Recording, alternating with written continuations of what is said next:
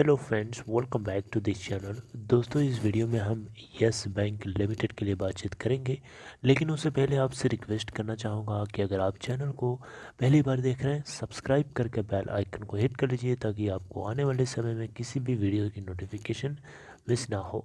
और डीमेट या trading account के लिए डिस्क्रिप्शन बॉक्स में लिंक आप देख सकते हैं। दोस्तों, यस बैंक लिमिटेड की बात करें तो लास्ट ट्रेडिंग सेशन में 14.20 पे ओपन होने के बाद 13.40 का लो बनाया और 14.20 से हाई नहीं बनाया, 13.45 के ऊपर बंद हुआ। टोटल देखें तो 200.9 मिलियन यानी 20 करोड़ 9,08,635 टोटल वॉल्यूम जनरेट हुआ।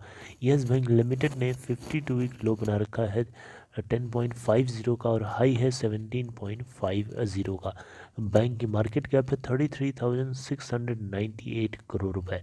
यस बैंक लिमिटेड ने दोस्तों Q3 के नतीजे काफ़ी धमाकेदार पोस्ट किए हैं, लेकिन कुछ पॉइंट्स हैं जहां पे आपको थोड़ा सा जो है नोटिस करना चाहिए। जैसे देखिए यहाँ पे Q3 की अगर हम बात करें तो Q3 में सबसे पहले हम बॉटम लाइन की बात करेंगे, नेट प्रॉफिट की बात करेंगे।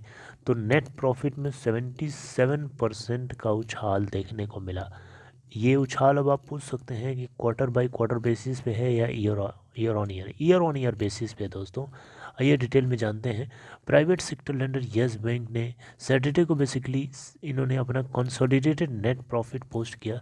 266 करोड़ का नेट प्रॉफिट पोस्ट किया है इस क्वार्टर के अंदर, दिसंबर क्वार्टर के अंदर, जो कि दिसंबर 2018 के बाद से ये पहली बार ऐसा है जो बैंक को इतना ज़्यादा शानदार प्रॉफिट होता हुआ दिखाई दिया दिसंबर 2018 के बाद से। राइट, उससे पहले इससे भी ज़्यादा रहा होगा। तो दोस्तों, अगर हम लास्ट फाइनेंशियल ईयर के सेम क्वार्टर यानी दिसंबर 2020 की बात करें तो बैंक को 148 करोड़ का नेट प्रॉफिट हुआ था। आप कंपेयर करेंगे तो 77% की उछाल देखने को मिलेगी। सिक्वेंशियल बेसिस पे अगर आप देखेंगे तब भी आपको 18% की ग्रोथ देखने को मिलेगी, यानी पिछले सितंबर क्वार्टर से कंपेयर करेंगे तब। टोटल इनकम की बात करें तो बैंक की जो टोटल इनकम यहाँ निकल के आती है दिसंबर क्वार्टर के अंदर 5,632.03 करोड़, जबकि लास्ट फाइनेंशियल ईयर के अंदर सेम क्वार्टर में 6,408.53 करोड़ की टोटल इनकम जनरेट हुई थी। आप देख सकते हैं टोटल इनकम में थोड़ा सा हमें डिक्लाइन होता हुआ दिखाई दिया है। प्रोविजन कवरेज रेशियो पीसीआर की बात करें, पीसीआर प्रोविजन कवरेज रेशियो की तो 79.3% डिक्रीज होकर के दिखाई दिया at the end of December 31, 2021। Net interest income की बात करें, एनआईआई, जो कि बैंक की मेन कमाई होती है, मेन इनकम होती है, जिसमें भी अगर आप देखें तो 31% का फॉल देखने को मिला। और जो डेटा है नेट इंटरेस्ट इनकम का 1,764 करोड़ इन Q3, जबकि लास्ट फाइनेंशियल ईयर के सेम क्वार्टर में 2,560 करोड़ की total net interest income generate हुई थी। आप देख सकते हैं कंपेयर करके 31% ईयर ऑन ईयर बेसिस पे नेट इंटरेस्ट इनकम में फॉल देखने को मिला है। फ्राइडे को दोस्तों आपको बताना चाहूँगा ये अपडेट, इस अपडेट के बाद जो है इसकी जो स्टॉक है वो लगभग फ्लैट ही ट्रेड हो रहा था 13.74 के ऊपर। नेट इंटरेस्ट मार्जिन की बात करें, निम की बात करें तो 2.4% निकल के आता है इस बार, जबकि लास्ट फाइनेंशियल ईयर के सेम क्वार्टर में 3.4 था और सितंबर क्वार्टर में 2.2 था। देख सकते हैं लास्ट ईयर ये डेटा 3.4 तक का था, जबकि 4 के आसपास, 4 साढ़े 4 के आसपास का नेट इंटरेस्ट मार्जिन जो टॉप बैंक्स हैं उनका होता है, जैसे HDFC बैंक का। ऑल्दो ये वेरी करता रहता है, कोई ज़रूरी नहीं है, मैं एक एग्जांपल दे रहा था।